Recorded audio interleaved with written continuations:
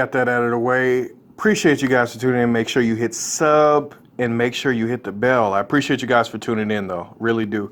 I really, really enjoy the Ritual Beast deck. I do enjoy Necrons and a lot of other decks more, but this deck is really, really fun. If you enjoy Yu-Gi-Oh, I think it's a really good learning tool or learning experience type of deck, and it helps you to learn how to play with interactions, play with timing. So without further ado, let's jump straight into the deck profile. A lot of these have certain choices. Sorry about that. A lot of these have a distinct reason why I picked the cards.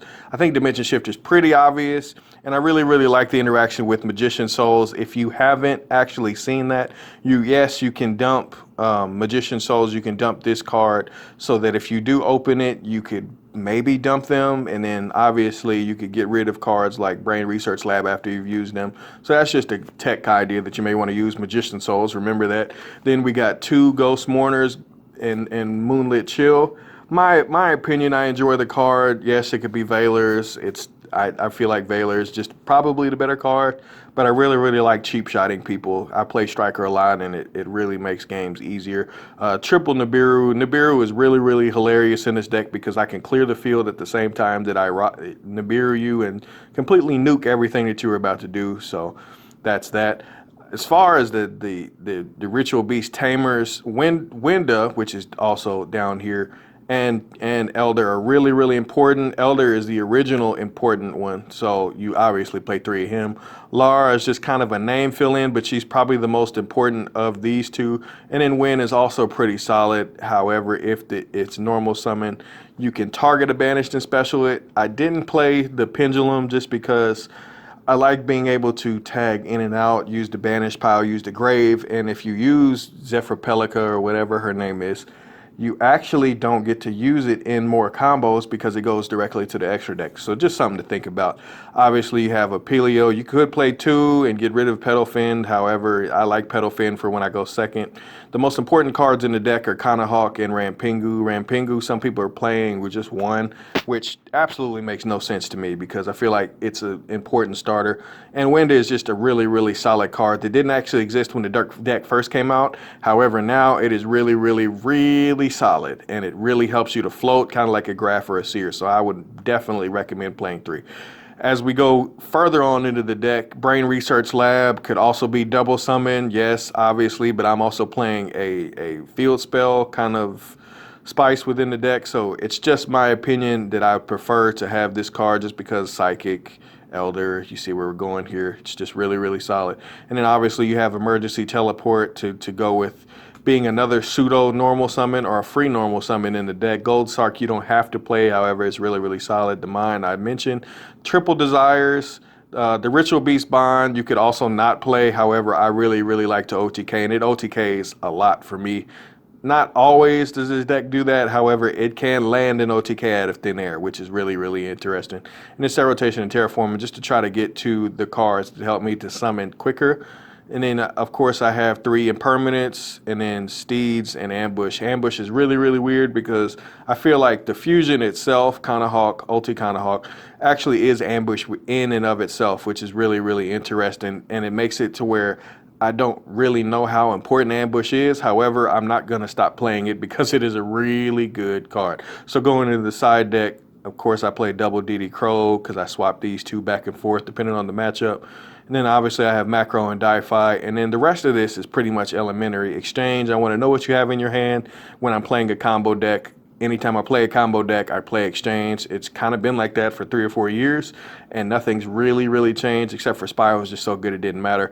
Of course, you have 3 Lightning Storm. Double Twin is my opinion because I hate back row, and this deck gets smacked by Eldritch, but who doesn't? And then you have 3 Evenly. As far as we have in the extra deck, Communal Falcos, that's what I've been calling them, is really, really solid, and it helps you to get further and further into names, which is really, really important in this deck, and that's why it's so good. It also didn't exist when this deck was at full power, and it did well at Nationals in that year. You have the Nightmare stuff. A lot of this stuff is pretty self-explanatory. Pedalfin.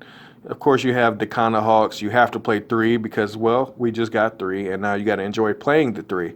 The Ulti Paleo, you're playing 2. Again, up here with the regular Paleo, I could play 2. but that's just me. Dweller, and the card that I feel like is really a debate.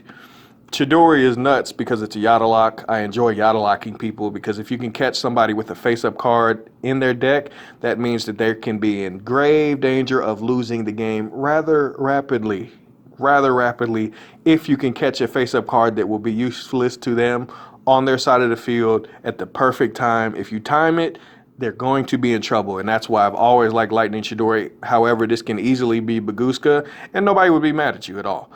Apollo Usa, and of course, all the usual suspects. This deck is really solid. I would recommend trying to get it to 40. This is just like all the ideas that I had kind of slammed into one. Obviously, Effect Veiler is really solid, so if you don't like Moonlit Shield, you could easily play Effect Veiler. Please ignore that. Okay, so getting into some of the combos, I'm not going to specifically try to call it fast or whatever. I just like to see how the deck free flows. So you see the next play, the really basic stuff. This one being with Elder and the Penguin guy. Just jumping straight into that. I like to kind of help you guys see that those two themselves, obviously Penguin, you're gonna send a card actually from the extra and then dump one that's just like it from the deck. Obviously Hawk and Hawk. Going further into the plays, you go into an actual Hawk on the field, then you activate his effect, you do all the chaining, you put your right foot in, you put your right foot out, you shake it all about, and then that's pretty much what the deck does. After that, you search Lara, which is usually the play, and then you just dig further and further and further, and the link helps you dig further than what the deck used to do, and then Steeds, Ambush, all that stuff. It's just so smooth how the deck plays. Obviously, with some of the other stuff, again, this is another opening with Elder and Kana Hawk. Yes, there's infinite amounts of, well, not infinite, but there's a finite amount of normals that aren't, your hand's not always going to be this good. And that's where I said, easily your hand can be trash. And I mean complete trash. If this deck whiffs, it whiffs really hard. However, it's the same thing. Normal and normal. Kana Hawk can dump a Penguin. And then you pretty much have the same stuff. You go into Kana Hawk. That's pretty much, if you're trying to learn how to play the deck, go into Kana Hawk. That's going to be rule number one. Go into Kana Hawk, period. Then you tag in, you tag out.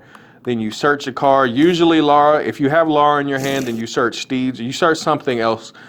I'd usually search a monster. You want to search something else, though, 100%. Then with the Paleo stuff, you do the same thing. You dump the Paleo, and then you just keep going and going and going.